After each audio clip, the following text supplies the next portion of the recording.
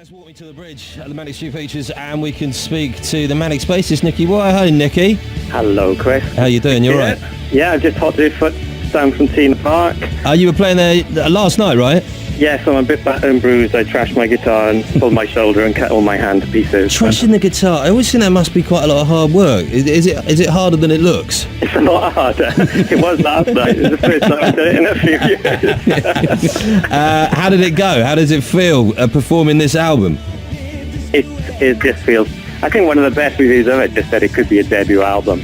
And that's how we feel, because the album's just brimming with ideas and I say a bit of optimism for us.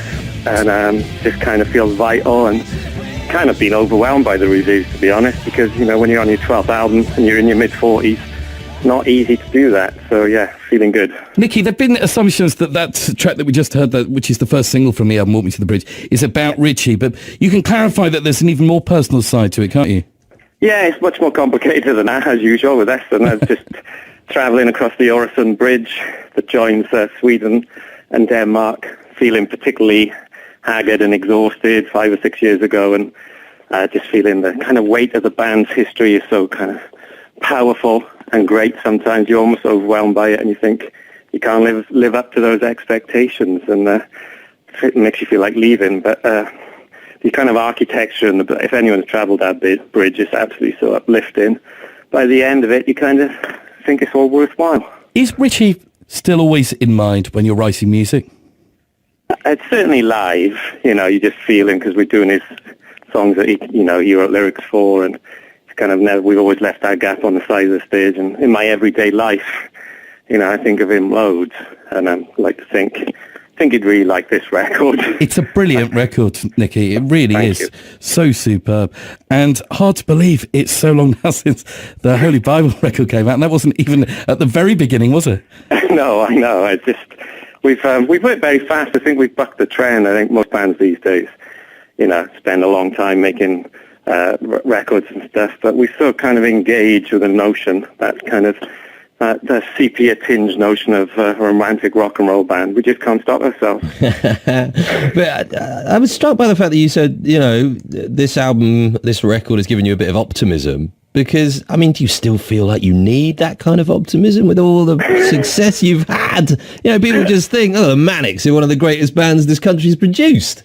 Yeah, I don't know, there's just something in us. It's just that I think if you feel like you've got something to communicate, that kind of desire is always in you to get it across to, especially people you trust, who you've grown up with, and who kind of absolutely love the record. That kind of means a lot, and the fans. And did a show last night, you know, where you got 15,000 mad people at Tina Park singing the new songs back at you.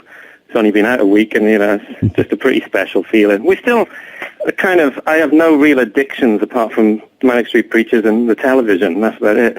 What do you like on television? Yeah, I was going to say. What are you watching? Oh, it's been a great little period, actually, in between touring, you know, watching Fargo and The Trip, the last series of Rev, a lot of radio as well, you know. I haven't really changed since I was 16. Lots of box sets on the tour bus. Yeah. Proper rock and roll, that, Nicky. Well, you wouldn't expect me to be caning it of mine. No, true. But what about all the stuff that goes with a release, all the kind of, you know, the nonsense and all the PR stuff and all of that? Do you still kind of think, all right, well, we've got to do it, this is part of the deal?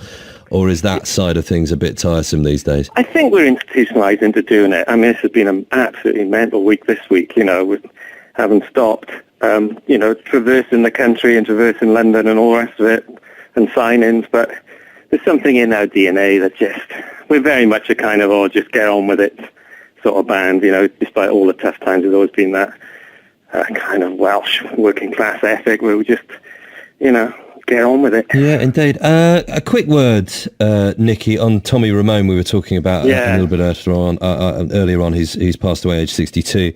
I mean, where do the Ramones sort of fit in terms of influencing bands like yours, do you think? I just think they're that initial exciting benchmark that you actually think you can copy, because it's such a great look. It's such a simple look. I remember, you know, the bleached denims and the leather jacket and the white T-shirt, walking around doing my A-levels, thinking I was in the Ramones, you know, walking tall like Joey. And the music was absolutely brilliant, but, rudimentary. You could learn it as well.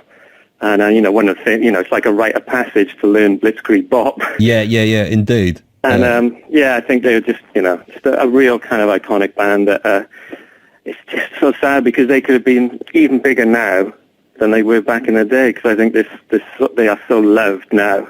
Perhaps more appreciated more than when they were alive. I think you're right, and had so little commercial success at the time. Yeah. Well, listen, great to speak to you. Have you got what else are you doing live now coming up? Yeah, we're off to Japan and Spain and Switzerland and various other places. And you're back for V, aren't you, Nicky? Back for V, of course, yes. And, we might even do some Holy Bible shows at Christmas. We're kind of wrestling with that idea. That's the rumour. Can you confirm that or not yet? Well, I can confirm we're very interested in doing it. It just feels like, for us in our world, it's a really big deal. So if we do it, we want to be kind of full on, as nasty and horrible as we were back then. Give it a go, mate. Give it a go.